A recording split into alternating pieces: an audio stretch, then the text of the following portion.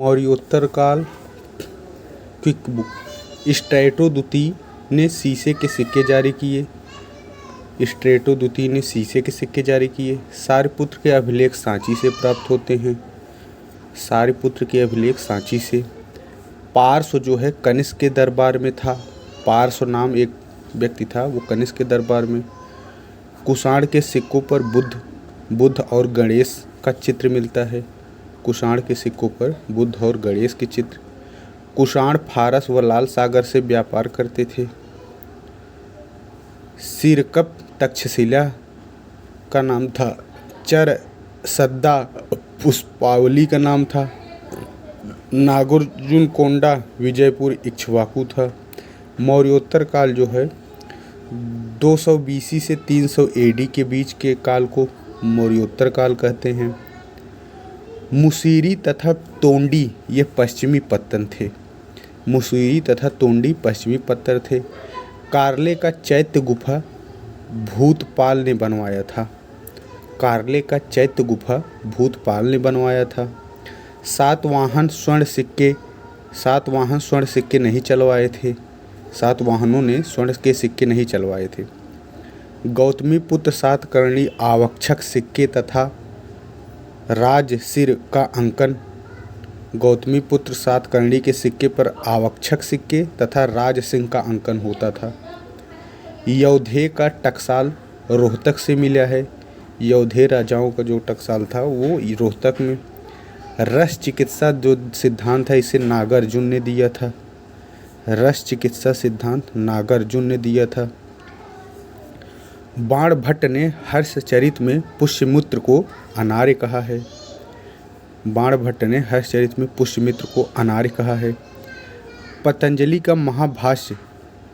पतंजलि पुष्यमित्र के पुरोहित थे। इस ग्रंथ में यानी पतंजलि के महाभाष्य में यौनों के आक्रमण की चर्चा हुई है। गार्गी संहिता में यौन आक्रमण का उल्लेख है। यह जो गार्गी संहिता है यह एक ज्योतिष ग्रंथ है। मालिकाग्निमित्रम में भी शुंगकालीन राजनीतिक गतिविधियों का ज्ञान प्राप्त होता है। दिव्यावदान जो है इसमें पुष्यमित्र शुंग को अशोक के 8400 गुप्त को तोड़ने का वाला बताया गया है। भरहुत का लेख जो है इसमें शुंग काल के बारे में जानकारी प्राप्त होती है। विदर्भ का शासक यज्ञसेन था। यज्ञसेन को शुंगों का स्वाभाविक शत्रु बताया गया है। पुष्यमित्र के आदेश से अग्निमित्र ने उस पर आक्रमण किया और उसे परास्त कर विदर्भ को फिर से मगध साम्राज्य में मिला लिया। चतुर्भुजी विष्णु के सिक्के हुविस्क इसी के अभिलेख में मिलता है और श्रेणीय बैंक के रूप में कार्य करती थी। खारवेल का युद्ध हाथी गुफा से ज्ञात होता है। पुष्यमित्र शुंग के समय यवन आक्रमण हुआ था। इसका वर्णन जो है मालिकाग्निमित्रम में मिलता है। डेमेट्रियस जो है यह यवन राजा था। पुष्यमित्र का समकालीन डेमेट्रियस। गार्गी संहिता के युग पुराण में विवरण मिलता है कि यवन साकेत और मथुरा पर अधिकार करने के बाद पाटलिपुत्र पहुँचे थे। पुष्यमित्र के उत्तराधिकारी अग्निमित्र था। अग्निमित्र जो है विदिशा का गोफ्ता उपराज बनाया गया था। अग्निमित्र के बाद पुराणों में वसु ज्येष्ठ, वसुमित्र, आंध्र के सब बात के राजा हुए। शुंग कला के विषय में धार्मिक जीवन की अपेक्षा लौकिक जीवन से अधिक संबंधित है। शुंग कालीन कला जो है विदिशा का गरुड़ स्तंभ, भाजा का चैत्य विहार, नासिक का कार्ले चैत्य, मथुरा के अनेक यक्ष यक्षणियों की मूर्ति ये शुंग कालीन कला हैं। विदिशा, गरुड़, नासिक, मथुरा से। शुंग काल में विदिशा का राजनैतिक एवं सांस्कृतिक महत्व सर्वाधिक हो गया था।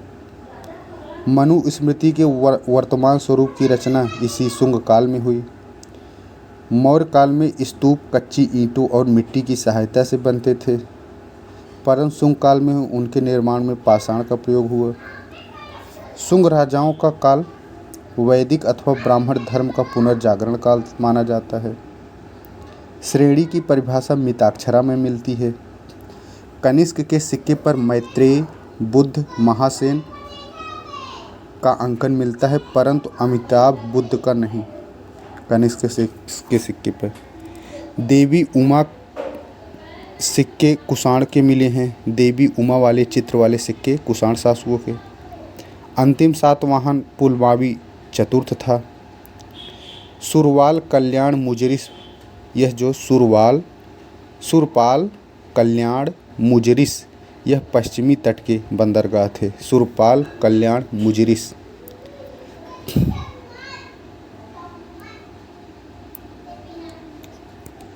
अब आ गया कर्ण वंश। यह कर्ण वंश 75 ईस्वी से 300 ईस्वी पूर्व। कर्ण वंश का संस्थापक वसुदेव था। हर्षचरित में इसकी जानकारी मिलती है। वसुदेव ब्राह्मण वंश का था। इसमें 4 शासक की जानकारी मिलती है। वसुदेव, भूमिपुत्र, नारायण और सुशर्मन। अंतिम शासक कर्ण वंश का सुशर्मन था, जिसकी हत्या 300 ईसा पूर्व सीमुख ने की। और फिर आंध्र सातवाहन वंश 30 ईसा पूर्व से 285 ईस्वी तक। इसे आंध्रवृत्त रानी नागनिका का नाना घाट अभिलेख, जो कि पुणे में है।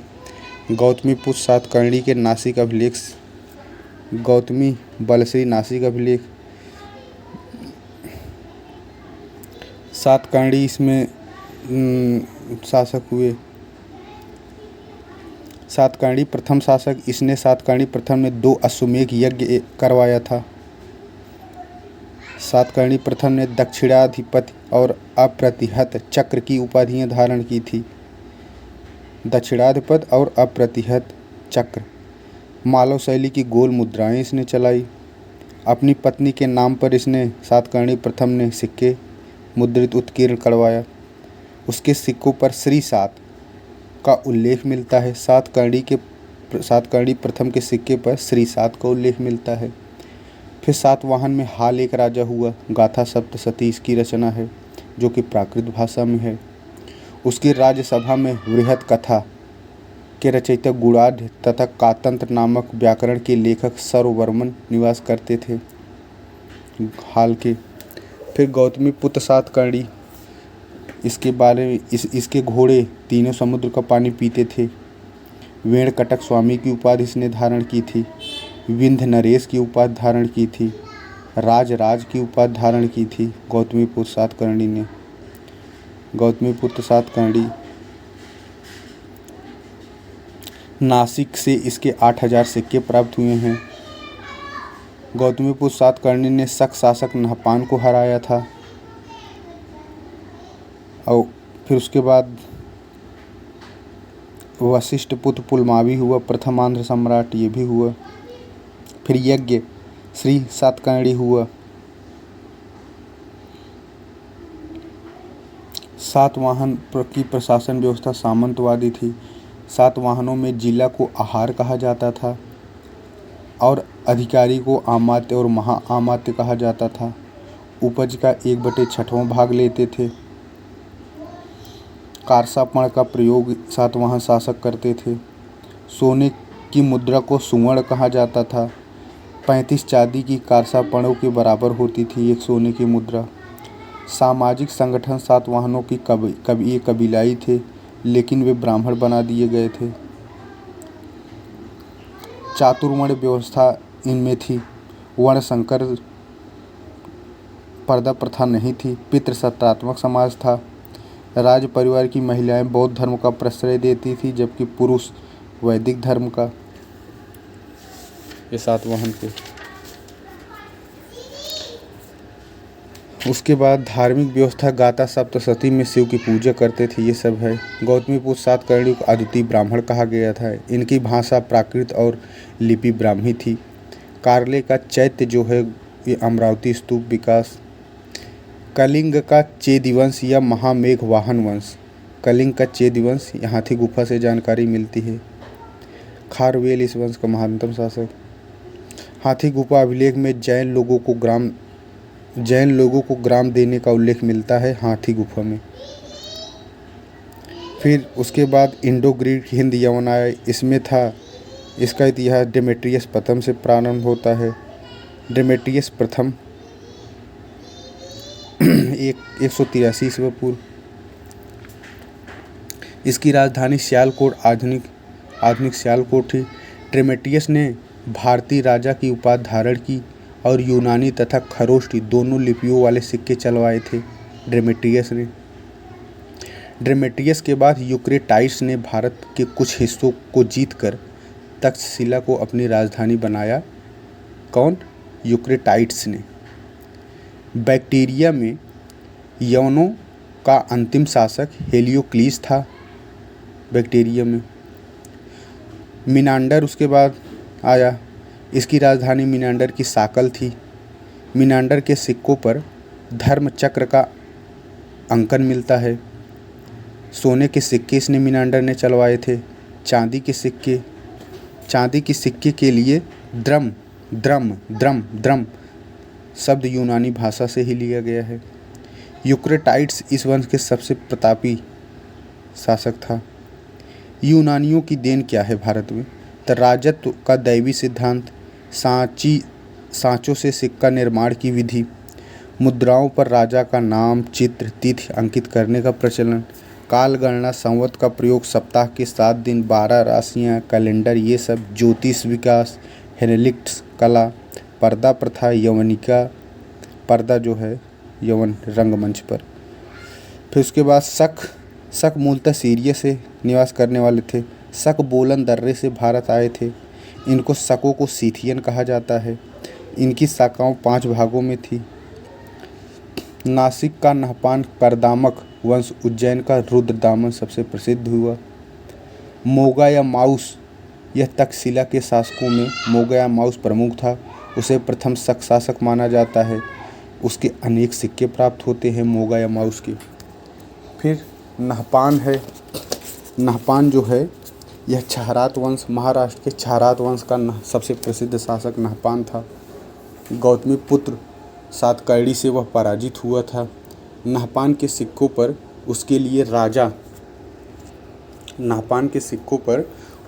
राजा संबोधन हुआ है। सिक्के अजमेर व नासिक से मिलते हैं।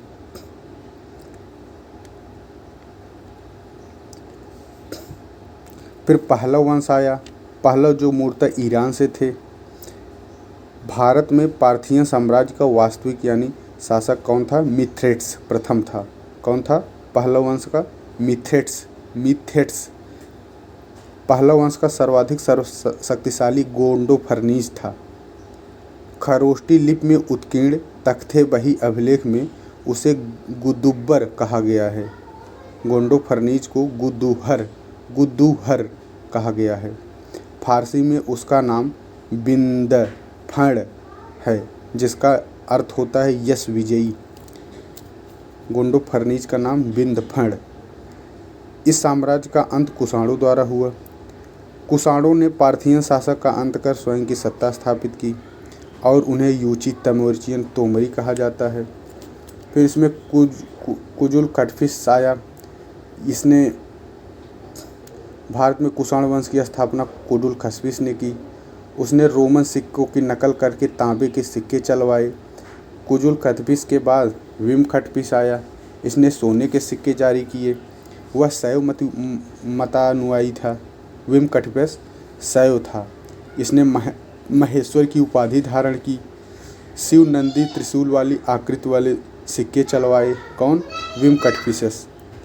भारत में सर्वप्रथम सोने सिक्के विम खटफिस ने ही चलवाया। उसने अपने शासनकाल में अनेक उपाधियां जैसे महाराज, राजाधिराज, महेश्वर, सरोलेकेश्वर ये सब उपाधियां धारण की थी विम खटफिस ने। फिर इसके बाद कनिष्क आया। रोमन सम्राट की भांति कनिष्क ने कैसर या सीजर की उपाधि धारण की थी। कनिष्क ने पाटलिपुत्र पर आक्रमण कर वहां के प्रसिद्ध विद्वान अश्वघोष का भिक्षा पात्र और अनोखा मुकुट प्राप्त किया। महास्थान बोगरा में पाई गई सोने की मुद्रा पर कनिष्क की एक खड़ी मूर्ति अंकित है। मथुरा में कनिष्क की प्रतिमा मिली है।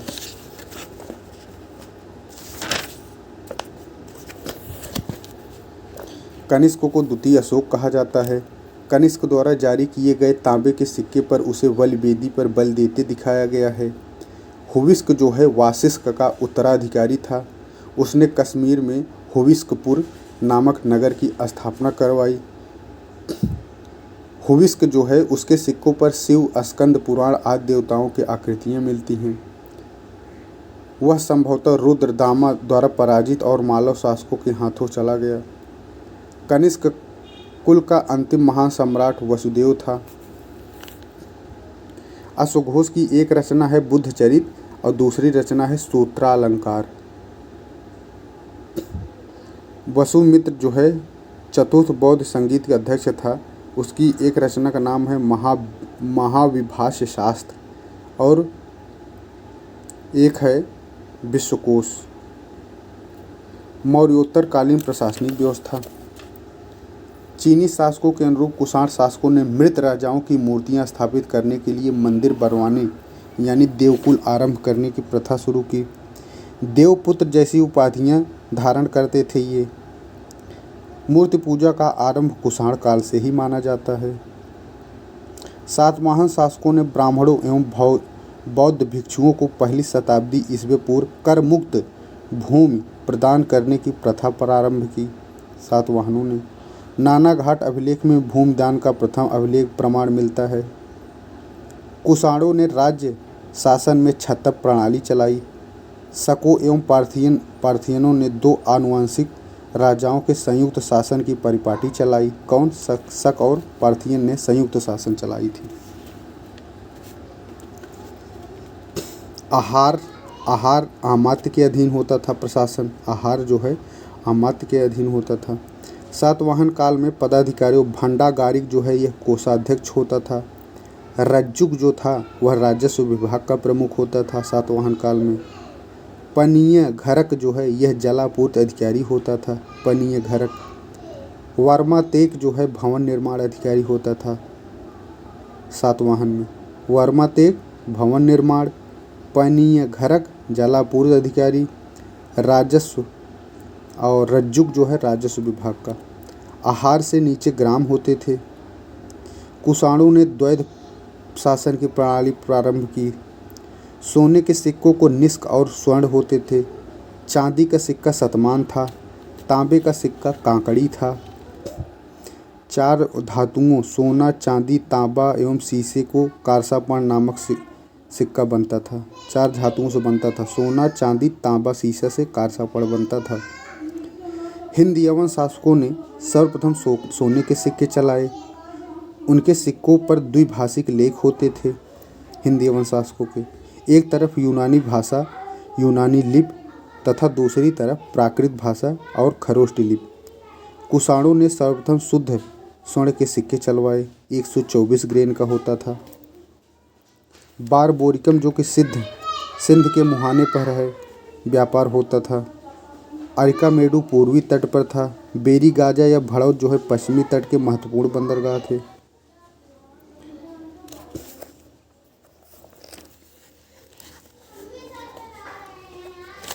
ईसा की पहली सदी में हिप्पालस नामक ग्रीक नाविक ने अरब सागर से चलने वाली मानसून हवाओं की जानकारी दी। शिल्प और उद्योग इस समय जो था, इस काल में साटक नामक वस्त्र के लिए मथुरा, वृक्ष के रेशों से बने वस्त्र के लिए मगध, मलमल के लिए बंग और पुंड क्षेत्र और मसालों के लिए दक्षिण भारत प्रसिद्ध था। साटक जो है मथुरा से, वृक्ष के रेशों से बने वस्त्र मगध, मलमल के लिए बंग और पुंड और मसाला के लिए दक्षिण भारत। निगम का प्रधान जो होता था उसे श्रेष्ठी कहते थे। श्रेणी का प्रधान जो होता था उसे प्रमुख कहते थे। पूग का प्रधान होता था उसे ज्येष्ठक। निगम का श्रेष्ठी, श्रेणी का प्रमुख, पूग का ज्येष्ठक। श्रेणियों को उत्तर भारत में सेठ एवं दक्षिण भारत में शेट्टी या चेट्टियार कहा जाता था। मौर्योत्तर काल की सामाजिक जो व्यवस्था थी, विदेशियों को व्रात छत्री कहा जाता था। मौर्योत्तर काल में ही शैव धर्म के अंतर्गत पाशुपत संप्रदाय का विकास हुआ, जिसके प्रवर्तक लकुलिश को माना जाता है। धार्मिक जो व्यवस्था थी मौर्योत्तर काल में बौद्ध धर्म और उसकी महायान शाखा का सर्वाधिक प्रचार हुआ। संभवतः भारत में सबसे पहले बुद्ध की मूर्तियों की पूजा की गई। गांधार कला जो है ईसा पूर्व प्रथम शताब्दी के मध्य उत्तर पश्चिम में गांधार कला की एक शैली का विकास हुआ। इंडो ग्रीक शैली या ग्रीक बुद्धिस्ट शैली भी कहा जाता है। सर्वाधिक विकास कुषाण काल में हुआ। इस कला की विषय वस्तु बौद्ध परंपरा से ली गई है।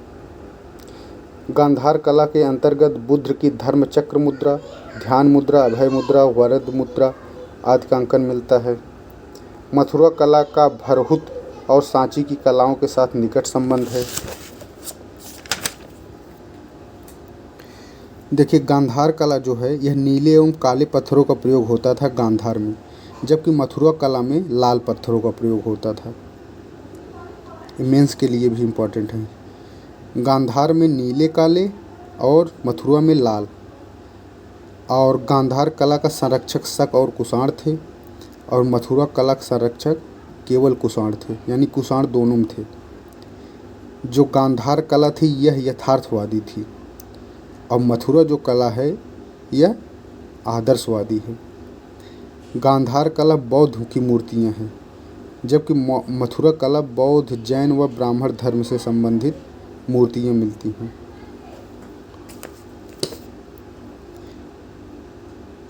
उरुभंग किसकी रचना है? उरुभंग जो है यह भास की है। चारुदत्ता किसकी है? चारुदत्ता भी भास की है। सौंदरानंद असुघोष की है।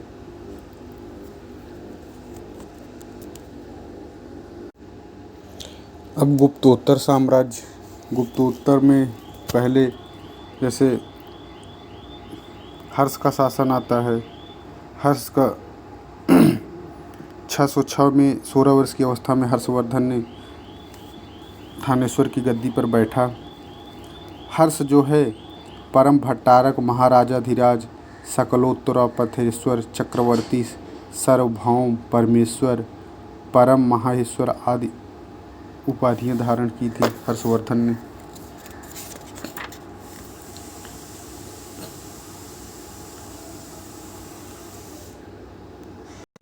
भंडी जो है हर्षवर्धन का प्रधान सचिव था।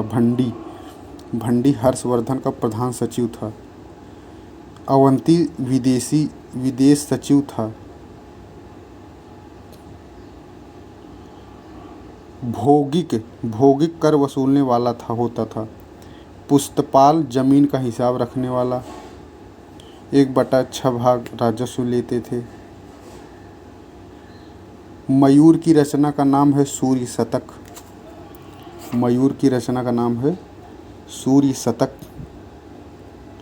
ग्राम शासन का प्रधान ग्रामाक्ष पटलिक कहा जाता था। हर्षचरित में सिंचाई के साधन में तुला यंत्र का उल्लेख मिलता है।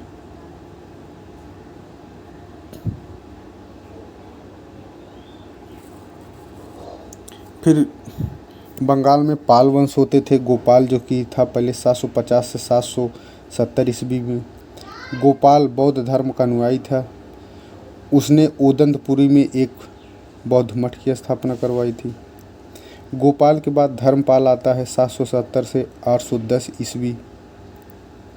गुजराती कवि सोडर्ल ने उसे उत्तरा पथ का स्वामी कहा है। धर्मपाल को परम सौगात इसे कहा गया है। धर्मपाल के लेखों में उसे परम सौगात कहा गया है। विक्रमशिला विश्वविद्यालय, सोमपुर महाविद्यालय की स्थापना। सोमपुर महाविद्यालय बांग्लादेश में। धर्मपाल के बाद देवपाल आता है। इसने अपनी राजधानी मुंगेर बनाई। अरब यात्री सुलेमान इसी समय आया था, देवपाल के समय। देवपाल को प्रतिहार राष्ट्रकूट शासकों से अधिक शक्तिशाली बताया गया है। महिपाल प्रथम के समय पालों की शक्ति पुनर्स्थापित हुई और देवपाल जो है लोकेश्वर शतक के रचयिता वज्रदत्त को उसके संरक्षण बनाए। शैलेंद्र शासक ये बौद्ध होते थे।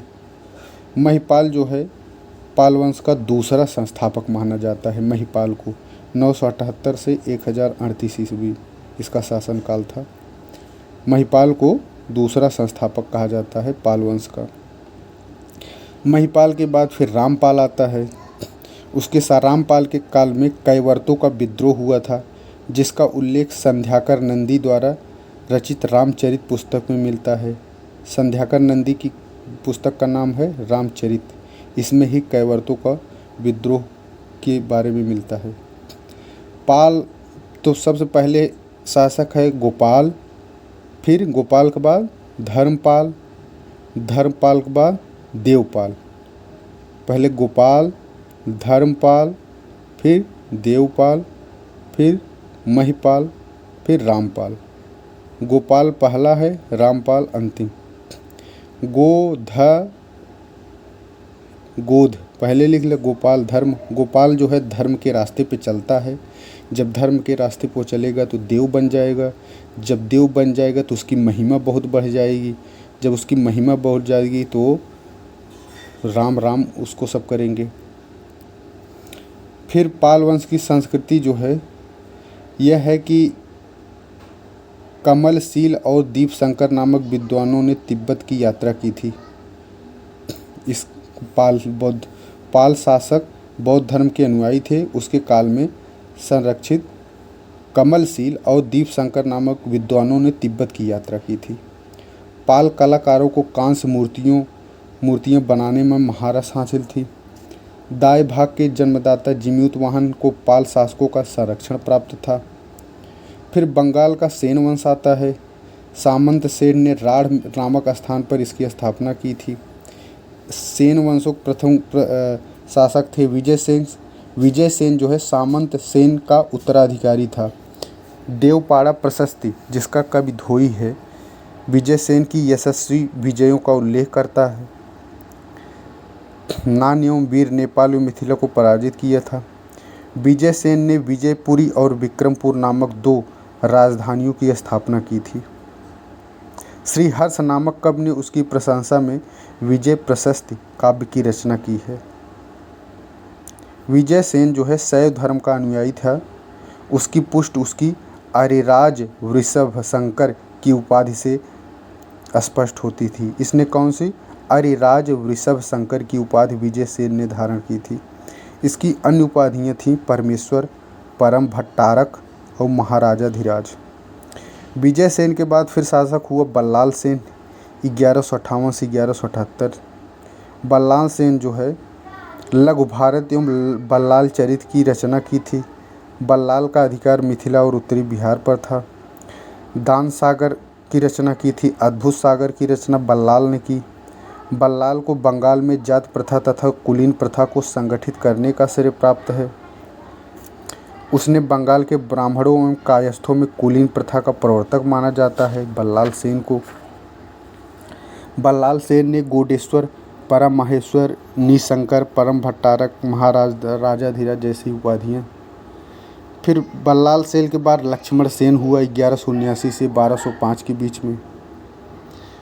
इसका शासन संपूर्ण बंगाल पर था। लखनऊती इसकी राजधानी थी। लक्ष्मण सेन ने गढ़वाल शासक जयचंद को पराजित किया था 1202 में। बख्तियार खिलजी द्वारा उसकी राजधानी लखनऊती पर आक्रमण कर उसे नष्ट कर दिया गया, जिसका वर्णन मिनहाज ने तबकात-ए-नासिरी में किया है। अद्भुत सागर ग्रंथ नामक ग्रंथ की रचना को पूरा किया था लक्ष्मण सेन ने। श्रीधर उसका दरबारी कवि था। लक्ष्मण सेन का दरबारी कवि श्रीधर। लक्ष्मण सेन की सभा में गीत गोविंद के लेखक जयदेव, पवन दूत के लेखक धोई और ब्राह्मण सर्वस्व के रचयिता हलायुध निवास करते थे। हलायुध जो है प्रधान न्यायाधीश तथा मुख्यमंत्री था। लक्ष्मण सेन वैष्णव धर्म का अनुयायी था। लेखों में उसे परम भागवत की उपाधि दी गई है। लक्ष्मण सेन ने लक्ष्मण संवत चलवाया था। फिर अब कश्मीर के राजवंश आ जाते हैं, जैसे कारकोट वंश। दुर्लभ वर्धन नामक व्यक्ति ने कश्मीर में कारकोट वंश की स्थापना की थी। किसने? दुर्लभ वर्धन ने। ह्वेनसांग जो उसके शासनकाल में कश्मीर की यात्रा की थी। दुर्लभ वर्धन, कारकोट वंश। दुर्लभ वर्धन के पास उसका पुत्र दुर्लभक आया। फिर अगला शासक चंडीपाठ हुआ, एक चंद्रापीड़ राजा हुआ जो एक न्यायप्रिय शासक था, चंडापीड़। तत्पश्चात तारापीड़ शासक हुआ। कल्हड़ ने उसे क्रूर बताया है, निर्दयी बताया है तारापीड़ को। चंद्रापीड़ तो यह जो था यह न्यायप्रिय था, लेकिन तारापीड़ यह निर्दयी था। इस वंश का सबसे शक्तिशाली शासक हुआ कारकोट वंश का ललितादित्य मुक्तापीठ, 724 से 760 ईस्वी पूर्व। उसने कश्मीर में मार्तंड मंदिर बनवाया था ललितादित्य ने। मुक्तापीठ की सबसे उल्लेखनीय सफलता कन्नौज नरेश यशोवर्मन को पराजित करना। कारकोट वंश का अंतिम शासक था जयापीड़। उसके बाद इस वंश की समाप्ति हो जाती है। फिर कश्मीर में वंश एक हुआ उत्पल वंश। उत्पल वंश कश्मीर पर शासन किया। इसका संस्थापक था अवंतीवर्मन।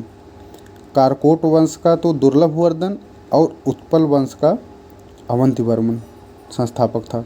अवंतीवर्मन नामक शहर की स्थापना की। अभियंता सुई ने सिंचाई के लिए नहरों का निर्माण किया। 980 में उत्पल वंश की रानी दिद्दा एक महत्वाकांक्षी शासक थी। उत्पल वंश की थी रानी दिद्दा।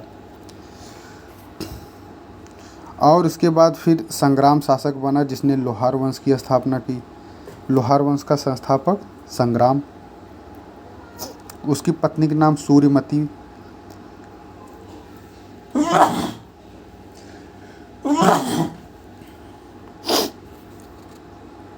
उसकी पत्नी थी संग्राम की सूर्यमती। सूर्यमती प्रशासन को सुधारने में उसकी सहायता की। लोहार वंश का शासक हर्ष विद्वान, कवि तथा कई भाषाओं का ज्ञाता था। कल्हड़ जो है हर्ष का आश्रित कवि था। हर्ष को कश्मीर का नीरो कहा जाता है। लोहार वंश का अंतिम शासक जयसिंह था।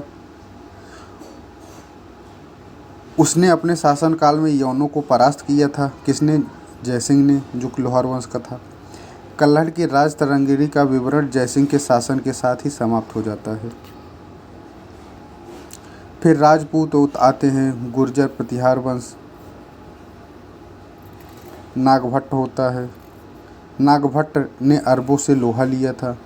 ग्वालियर प्रशस्ति लेख में उसे मलेच्छों का नाशक बताया गया है, नागभट्ट को। गुर्जर प्रतिहार वंश का फिर शासक वत्सराज हुआ, 775 से 800 ईसा पूर्व। इसे वास्तविक संस्थापक माना जाता है। गुर्जर प्रतिहार वंश का वास्तविक संस्थापक वत्सराज को माना जाता है। इसने त्रिपक्षीय सर्वप्रथम भाग लिया था। त्रिपक्षीय संघर्ष में सर्वप्रथम भाग वत्सराज ने लिया था। मिहिर भोज फिर शासक हुआ इसी में। उसने अपनी राजधानी कन्नौज बनाई। वह विष्णु भक्त था मिहिर भोज।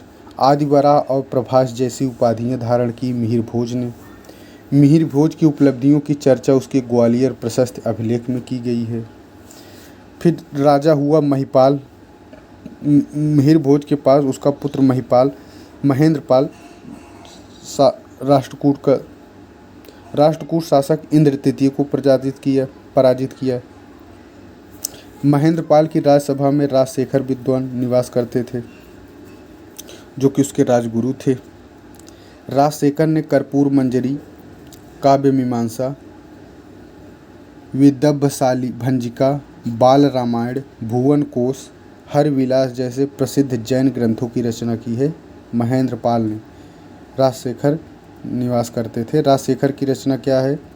कर्पूर मंजरी, काव्य मीमांसा, विदर्भशाल भंजिका, बाल रामायण, भुवन कोश, हर विलास। फिर उसके बाद शासक हुआ महिपाल। महिपाल एक कुशल एवं प्रतापी शासक था। उसके शासनकाल में बगदाद का निवासी अल मसूदी 915 से 916 गुजरात आया था। अल मसूदी जो है गुर्जर प्रतिहार को अर-गुर्जर और राजा को बौर कहकर पुकारता था। राजशेखर उसे आर्यवर्त महाराजाधिराज कहता था। महिपाल को राजशेखर को महेंद्रपाल तथा महिपाल दोनों का संरक्षण प्राप्त था। महिपाल के बाद महेंद्रपाल द्वितीय, देवपाल, विनायक पाल ये सब हुए। 963 में राष्ट्रकूट शासक कृष्ण तृतीय ने प्रतिहार राजा को पराजित किया था। कृष्ण तृतीय ने प्रतिहार राजा को पराजित किया। 1018 में महमूद गजनवी ने कमजोर गुर्जर शासक राज्यपाल को पराजित किया। राज्यपाल का पुत्र त्रिलोचन पाल था भी 1019 में महमूद गजनवी से पराजित हुआ। अंतिम शासक यशपाल था। फिर कन्नौज का गढ़वाल वंश को मूल स्थान विंध्याचल का पर्वतीय वन प्रांत माना जाता है। चंद्रदेव ने कन्नौज के गढ़वाल वंश की स्थापना की थी। चंद्रदेव ने, और उसने महाराजाधिराज की उपाधि धारण की थी। फिर उसके बाद गोविंद चंद्र हुआ। गोविंद चंद्र गढ़वाल वंश का सर्वाधिक शक्तिशाली शासक हुआ। वह जो है यह विद्वान था गोविंद चंद्र। इसने विविधा विद्या विचार वाचस्पति की उपाधि धारण की थी। विविधा विद्या विचार वाचस्पति की उपाधि धारण की थी गोविंद चंद्र ने। लक्ष्मीधर गोविंद चंद्र का शांति एवं युद्ध मंत्री था और वह भी शास्त्रों का प्रकांड पंडित था। लक्ष्मीधर, उसने कृतकल्प तरु नामक ग्रंथ की रचना लक्ष्मीधर ने की थी। फिर उसके बाद जयचंद हुआ 1170 से 1194 तक। चंदावर के युद्ध में गोरी ने इसे पराजित किया था 1194 में। जयचंद्र को बंगाल के शासक लक्ष्मण सेन द्वारा भी पराजित होना पड़ा था। जयचंद्र ने संस्कृत के प्रख्यात कवि श्रीहर्ष को संरक्षण प्रदान किया था। श्रीहर्ष ने नैषेध चरित और खंडन खंड खाद्य की रचना की थी। श्रीहर्ष ने नैषेध चरित और खंडन खंड खाद्य की रचना की थी। जयचंद्र ने राजसूय यज्ञ करवाया था। शाकंभरी का चौहान वंश जो है 7वीं शताब्दी में वासुदेव द्वारा स्थापित शाकंभरी सांभर व अजमेर के निकट था। इसमें प्रमुख शासक थे अजय राज अजमेर के। अजय राज का उत्तराधिकारी अर्णोराज था। विग्रह राज चतुर्थ अथवा विशलदेव की सबसे बड़ी सफलता तोमरों की स्वाधीनता समाप्त करके उन्हें अपना सामंत बनाना।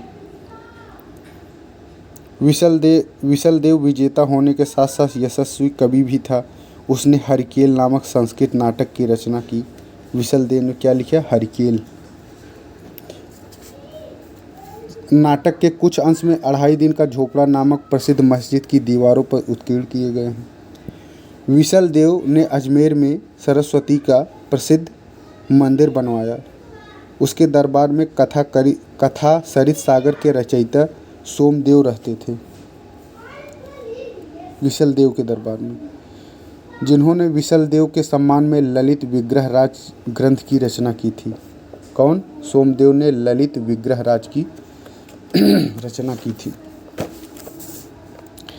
फिर पृथ्वीराज तिटरी हुआ, जिसे पृथ्वीराज चौहान के नाम से युद्ध। 1186 में पृथ्वीराज चौहान ने गुजरात के चालुक्य शासक भीम द्वितीय को आक्रमण किया। संभवतः परमार राजकुमारी से विवाह के प्रश्न पर भी भीम द्वितीय से उसका युद्ध हुआ था। फिर इसके बाद तराइन की युद्ध हुआ। जयानक ने पृथ्वीराज विजय नामक संस्कृत काव्य की रचना की। जेजाक भुक्ति का चंदेल वंश, इसकी स्थापना बुंदेलखंड में 9वीं शताब्दी में नन्नुक ने की थी। जेजाक भुक्त का चंदेल वंश, उसकी राजधानी खजुराहो थी। नन्नुक के पौत्र जय शक्ति अथवा जेजा के नाम से यह प्रदेश जेजाक भुक्त कहलाया। इसके प्रमुख शासक थे यशोवर्मन, 925 से 950 तक थे। यशोवर्मन ने खजुराहो के प्रसिद्ध विष्णु मंदिर, चतुर्भुज मंदिर जिसे भी कहते हैं, का निर्माण करवाया था। किसने? यशोवर्मन ने खजुराहो के प्रसिद्ध विष्णु मंदिर का निर्माण कराया था। इसके अतिरिक्त विशाल जलाशय का भी निर्माण करवाया था यशोवर्मन ने। फिर उसके बाद धंगदेव हुआ शासक 950 से 1007 ईस्वी तक। धंग यशोवर्मन का पुत्र था। उसने प्रतिहारों से पूर्ण स्वतंत्रता का वास्तविक श्रेय प्राप्त किया। कालिंजर को उसने अपनी राजधानी बनाया था धंगदेव ने। ग्वालियर की विजय धंग की सबसे महत्वपूर्ण सफलता थी। धंग की सबसे बड़ी महत्वपूर्ण ग्वालियर विजय थी। उसने भटिंडा के शाही शासक जयपाल को सुबुक्तगीन के विरुद्ध सैनिक सहायता भेजी तथा उसके विरुद्ध बने हिंदू राजाओं के संघ में सम्मिलित हुआ था। धंगदेव धंग ने खजुराहो में जिननाथ, विश्वनाथ, वैद्यनाथ आदि भव्य मंदिरों का निर्माण करवाया। धंग के शासनकाल में निर्मित खजुराहो का विश्वविख्यात मंदिर स्थापत्य कला का एक अनोखा उदाहरण है। धंग के बाद उसका पुत्र गंडदेव हुआ। विद्याधर गंडदेव का पुत्र था। उसने चंद्रा तथा विदा नामक उसे कहते थे। विद्याधर ने मालवा के परमार शासक भोज तथा कलचुरी शासक गंगदेव को पराजित किया था। मालवा का परमार वंश जो था, यह परमार का आरंभ 9वीं शताब्दी प्रारंभ नर्मदा नदी के उत्तर में मालवा प्राचीन अवंत क्षेत्र में उपेंद्र अथवा कृष्णराज द्वारा हुआ। इस वंश के शासक प्रारंभ में प्रतिहारों के अधीन सामंत थे। परमार किसके सामंत थे? प्रतिहारों के। परमान वंश का प्रथम स्वतंत्र एवं शक्तिशाली शासक सीयक अथवा श्रीहर्ष हुआ। परमारों की राजधानी उज्जैन थी, जो बाद में धार हो गई। परमारों के प्रमुख शासक थे वाक्यपति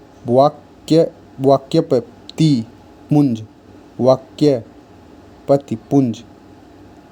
वह मुंज कला एवं साहित्य कला का महान संरक्षक था। वाक्यपति मुंज धार में मुंज सागर का निर्माण करवाया। वाक्यपति मुंज ने श्री वल्लभ, श्री पृथ्वी वल्लभ, अमोघ वर्ष आदि उपाधियां धारण की। मुंज ने कौथेम दान पत्र से विदित होता है कि वाक्यपति मुंज ने हुड़ों को भी पराजित किया। मुंज सफल विजेता के साथ साथ कवि और विद्वानों का आश्रयदाता भी था। उसके दरबार में पद्मगुप्त, धनंजय, धनिक, हलायुध विद्वान रहते थे। वाक्यपति मुंज के दरबार में। फिर राजा भोज हुआ, परमार शासक। भोज कौन था? परमार वंश का था। 1000 से 1055 में भोज ने नव सहसांक अथवा नव विग्रहादित्य की पदवी धारण की। 1008 में महमूद गजनवी के विरुद्ध शाही शासक आनंदपाल की सैनिक सहायता भेजी। भोज अपनी विद्वता के कारण कविराज की उपाधि से विख्यात था। उसने कई रचनाओं की रचना की। भोज ने अपने नाम से भोजपुर नगर बसाया, भोज शहर, तालाब।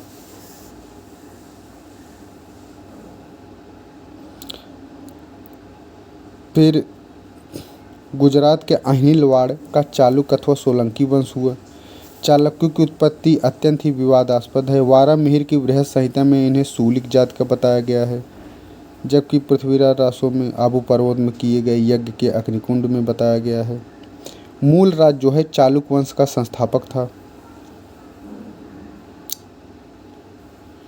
और इस वंश के शासक जैन धर्म के पोषक थे और संरक्षक। गुजरात के अहिलवाड़ या सोलंकी शासक, इसमें प्रमुख शासक से भीम जो था इस वंश का सबसे शक्तिशाली शासक हुआ। चालुक्य सोलंकी वंश जो था, इसके शासनकाल में महमूद गजनवी ने 1025 में सोमनाथ मंदिर को लूटा था। भीम प्रथम के काल में भीम प्रथम ने सोमनाथ मंदिर, जो कि पहले लकड़ी और फिर ईंटों द्वारा निर्मित था, पत्थर से निर्मित करवाया।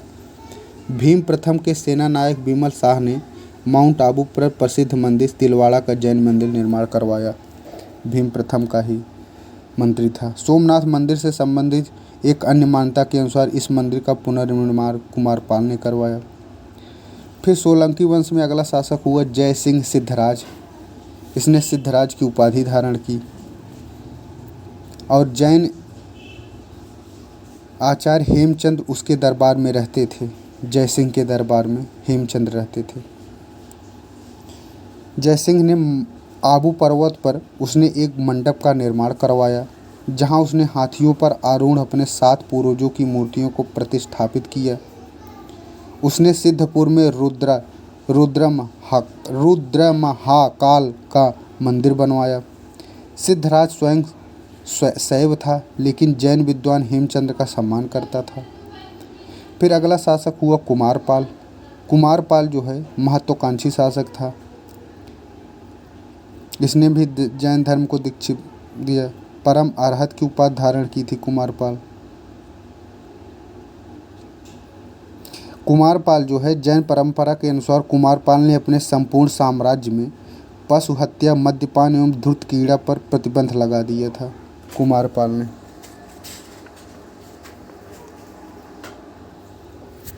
कुमारपाल ने सोमनाथ मंदिर का अंतिम रूप से पुनर्निर्माण करवाया तथा जैन आचार्य हेमचंद के साथ सोमनाथ मंदिर में शिव की अर्चना की। कुमारपाल चरित नामक काव्य में जय सिंह सूरी नामक कवि ने उसका यशोगान किया है। कुमारपाल के बाद फिर हुआ अजयपाल। कौन? अजयपाल। अजयपाल कुमारपाल का उत्तराधिकारी था। शैव एवं जैन धर्मावलंबियों के मध्य गृहयुद्ध आरंभ हो गया था इसी समय। फिर अन्य शासक भी हुए हैं। फिर गुप्तोत्तर राजवंश में अन्य राज्य जैसे बंगाल में गौड़ वंश था। गौड़ राजपूतों का लंबे समय तक शासन रहा। शशांक गौड़ वंश का सबसे प्रतापी शासक था। हर्षवर्धन का यह समकालीन था। शशांक ने हर्षवर्धन के भाई राज्यवर्धन का वध किया था। फिर वल्लभी के मैत्रेय वंश भी हुए। इसकी स्थापना वल्लभी के मैत्रेय वंश की स्थापना भट्टारक ने की थी। कौन? भट्टारक ने की थी। इस वंश के शासक शिलादित्य प्रथम के शासनकाल में यह वंश बहुत प्रभावशाली हुआ। कौन? मैत्रेय वंश। इस वंश में मालवा प्रदेश में राजस्थान में फैला हुआ था यह मैत्रेय को दक्कन के चालुक्य और कन्नौजों के शासक हर्ष से पराजित होना पड़ा था। मैत्रेय वंश के शासक ध्रुवसेन द्वितीय से हर्ष ने अपनी पुत्री का विवाह किया था। भट्टारक और उसके उत्तराधिकारी धार्मिक संस्थानों के महान संरक्षक थे। वल्लभी बौद्ध धर्म एवं शिक्षा का प्रसिद्ध केंद्र था। कलचुरी वंश की स्थापना कोकल प्रथम ने की थी। उसने त्रिपुरी को अपनी राजधानी बनाया। कलचुरी संभवतः चंद्रवंशी क्षत्रिय थे। गांगे देव जो है इस वंश का सबसे प्रतापी शासक था, जिसने कलचुरी वंश का था गांगे। इसने विक्रमादित्य की उपाधि धारण की थी। किसने? गांगे ने। ये कलचुरी वंश का था। ये 1181 में आते आते अज्ञात कारणों से इस वंश का पतन हो गया। कलचुरी शासक त्रैकूट संवत का प्रयोग करते थे, जो कि 248 से 249 में प्रचलित हुआ था। कलचुरी शासक कौन सा संवत? त्रैकूट संवत का उपयोग करते थे कलचुरी। फिर पूर्वी गंग शासक हुए। पूर्वी गंग का सर्वाधिक प्रतापी राजा अनंत वर्मा चोडगंग था। कौन था? अनंत वर्मा चोडगंग था। आरोमाया हुआ है ये गंग वंश। उसने 976 से 1048 तक शासन किया था। पूर्वी गंग वंश के शासक धर्म एवं कला के महान संरक्षक थे। अनंत वर्मा चोडगंग ने पुरी के प्रसिद्ध जगन्नाथ मंदिर का निर्माण करवाया था। अनंत वर्मा चोडगंग ने पुरी के प्रसिद्ध जगन्नाथ मंदिर का निर्माण करवाया था। इसके अलावा पूर्वी गंग के शासकों के द्वारा निर्मित कोणार्क सूर्य मंदिर भी विश्वविख्यात है। और पूर्वी गंग शासकों की राजधानी कलिंग नगर था, जो वर्तमान समय में आंध्र प्रदेश के श्रीकाकुलम जिला का मुखलिंगम है। फिर काकतीय वंश हुआ। कल्याणी के चालुक्य वंश के उत्कर्ष के काल में काकतीय वंश के राजा चालुक्य के सामंतों के रूप में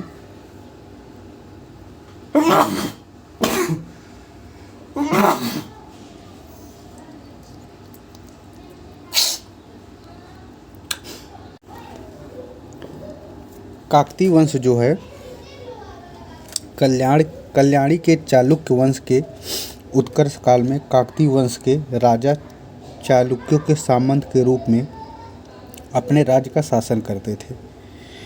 चालुक्य साम्राज्य के विघटन काल में काकतीय वंशी प्रोल द्वितीय ने अपने को चालुक्यों की अधीनता से मुक्त कर लिया। कौन? प्रोल द्वितीय ने। तथा उसने गोदावरी एवं कृष्णा नदियों के बीच में, कौन कौन नदी? गोदावरी और कृष्णा नदी के बीच में अपना एक छत्र शासन स्थापित किया, जो कि काकतीय वंश कहलाया। रुद्र प्रथम में वारंगल को काकतीय राज्य की राजधानी बताया गया। रुद्र प्रथम काकतीय वंश के सबसे योग्य व साहसी राजाओं में से एक था। रुद्र प्रथम के बाद महादेव व गणपत शासक बने। गणपत ने विदेशी व्यापार को अत्यधिक प्रोत्साहन प्रदान किया। उसने विभिन्न बाधक तटों को समाप्त कर दिया।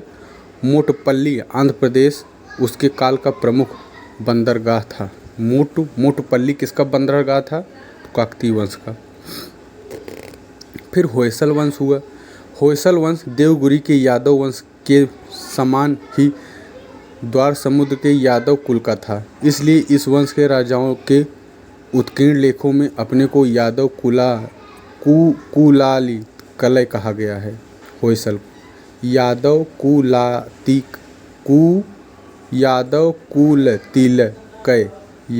कुल तिलकय कहा गया है होयसल को। चालुक्य नरेश सोमेश्वर तृतीय के समय में इस वंश के विष्णुवर्धन ने अपने को स्वतंत्र कर लिया और चालुक्य राज्यों को जीतकर अपनी शक्ति का विस्तार किया। उसने द्वार समुद्र आधुनिक हेलीबीड को अपनी राजधानी बनाया। कौन? होयसल ने। होयसल कुल का अंतिम शासक वीर बल्लाल तृतीय था। होयसल राजाओं का काल कला एवं स्थापत्य की उन्नति के लिए विख्यात है। मंदिर निर्माण कड़ी की नई शैली का विकास हुआ। ऊंचे चबूतरे पर किया जाता था। चबूतरों तथा दीवारों पर हाथियों, अश्वारोहियों, हंसों, राक्षसों, पौराणिक कथाओं से संबंधित अनेक मूर्तियां बनाई जाती थी। विष्णुवर्धन के शासनकाल में बना होयसल का प्राचीन मंदिर सर्वाधिक प्रसिद्ध है।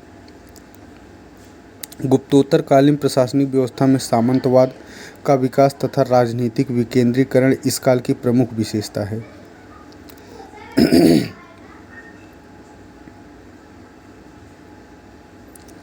इस काल में कृषि अर्थव्यवस्था का आधार बनी।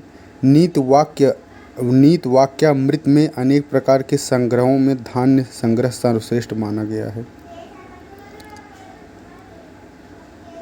गुप्तोत्तर काल में अधिकारियों, मंदिरों, ब्राह्मणों आदि को उसकी सेवाओं के बदले भू क्षेत्र प्रदान करने से सामंतवाद का उदय हुआ। यद्यपि भूदान की प्रथा प्रारंभ सातवाहन काल से हुआ था। बृहत संहिता एवं अमरकोश जैसे 6ठी शताब्दी के ग्रंथों में कृषि फलों एवं बागान पर अलग से अध्याय देकर उसे समझाया गया है।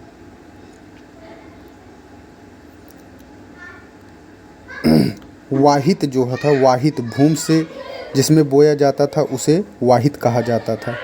अकृष्ट जो है जिसमें खेती न की गई हो उसे अकृष्ट कहा जाता था। खिल या परती जिस भूमि को जोता नहीं जाता था। शाक्त व्यक्ति स्वामित्व वाली भूमि को शाक्त कहते थे। व्यक्ति स्वामित्व वाली भूमि को शाक्त। कर व्यवस्था जो थी, भूमि कर सिद्धांत जमीन की उत्पादन क्षमता एवं वास्तविक उत्पादन के आधार पर 1/12 से लेकर 5/6 भाग तक निर्धारित होता था। करों का संग्रह गांव का मुखिया करता था। भाग जो था यह भूमि कर होता था, उपज का हिस्सा होता था, इसे भाग कहते थे। फिर भोग जो होता था, फल फूल लकड़ी आदि उपहार स्वरूप राजा को प्रदान किया जाता था। हिरण जो है नगद रूप में वसूल किए जाने वाला अतिरिक्त कर था। प्रस्थ जो है अधिकारियों का हिस्सा था, उसे प्रस्थ कहते थे। ऊपरी कर जो है अस्थायी कृषकों पर लगने वाला कर को ऊपरी कर कहा जाता था। भूमि मापन के लिए कुछ लौकिक प्रचलित माप थे, जैसे निर्वर्तक, पट्टिक हल, पातक, खरीफ वाप, कुल्यवाप, द्रोणवाप, अढ़वाप, खंडक वाप, ये सब थे। चंदेल एवं परमार शासकों ने बड़ी बड़ी झीलों एवं तालाबों का निर्माण करवाया था। संस्कृत ग्रंथों में अर्घट यानी रहट का उल्लेख है। सिंचाई के लिए रहट का प्रयोग का प्रथम उल्लेख गाथा सप्तशती में मिलता है। उद्योग एवं व्यापार जो है गुप्तोत्तर काल में व्यापार का ह्रास हुआ, जिसमें अनेक कारणों से चोर डाकुओं के कारण मार्गों का असुरक्षित होना ये सब हुआ। इस समय बंगाल जो है मलमल, पान, सुपारी, सण यानी सन के लिए प्रसिद्ध था। मगध एवं कलिंग धान चावल के लिए प्रसिद्ध था। मालवा गन्ना के लिए, अफीम एवं सीपी के लिए गुजरात सूती कपड़े, नीले चमड़े की निर्मित वस्तुओं के लिए प्रसिद्ध था गुजरात। दक्षिणी क्षेत्र मोती, मूल्यवान पत्थर, चंदन, मसालों के लिए प्रसिद्ध था। भारत के पूर्वी तट पर ताम्रलिप्ति और सप्तग्राम यह बंदरगाह थे। पूर्वी तट पे कौन थे? ताम्रलिप्ति और सप्तग्राम, ये पूर्वी तट के बंदरगाह थे। और पश्चिमी तट पर देवल, थाना, खंभात, भड़ौच ये सब पश्चिमी तट पे थे। इस काल में मौर्योत्तर काल में वस्त्र उद्योग उत्कृष्ट अवस्था में था। भड़ौच के बने वस्त्र इतने प्रसिद्ध थे कि उन्हें वरोज कहा जाता था। वरोज, भड़ौच के वस्त्र को क्या कहा जाता था? वरोज। मध्य प्रदेश चुनरी के लिए प्रसिद्ध था। कश्मीर में वस्त्र उद्योग विशेषकर सफ़ेद लिनन का उल्लेख ह्वेनसांग ने किया है। यह इस समय मुद्रा, मध्यकाल में सिक्कों का उपयोग मुद्रा के रूप में होता था। व्यापार जो है वस्तु विनिमय माध्यम था। साधारण लेन देन के लिए कौड़ियों का प्रयोग होता था, जिन्हें प्रतिहार अभिलेखों में कपर्दक कहा गया है। सोने के सिक्के की मात्रा बहुत कम थी इस समय। अधिकांश चांदी के सिक्के एवं तांबे के सिक्के चलते थे। पाल एवं सेन राजाओं में केवल देवपाल के 6 सोने के सिक्के मिले हैं। गुजरात के चालुक्यों में केवल जयसिंह सिद्धराज का 1 सोने का सिक्का मिलता है।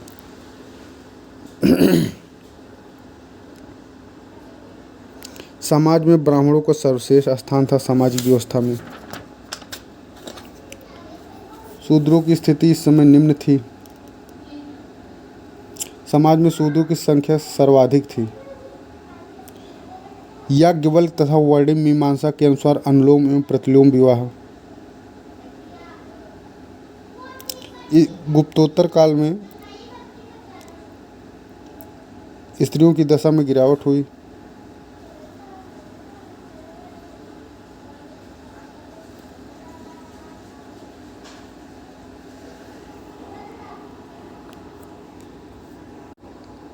नागर शैली के प्रसिद्ध मंदिर लिंगराज मंदिर, भुवनेश्वर मंदिर, सूर्य मंदिर, कोणार्क मंदिर, जगन्नाथपुरी, कंदरिया महादेव, खजुराहो, सूर्य मंदिर, मोढेरा, दिलवाड़ा जैन मंदिर, ये सब नागर शैली के हैं।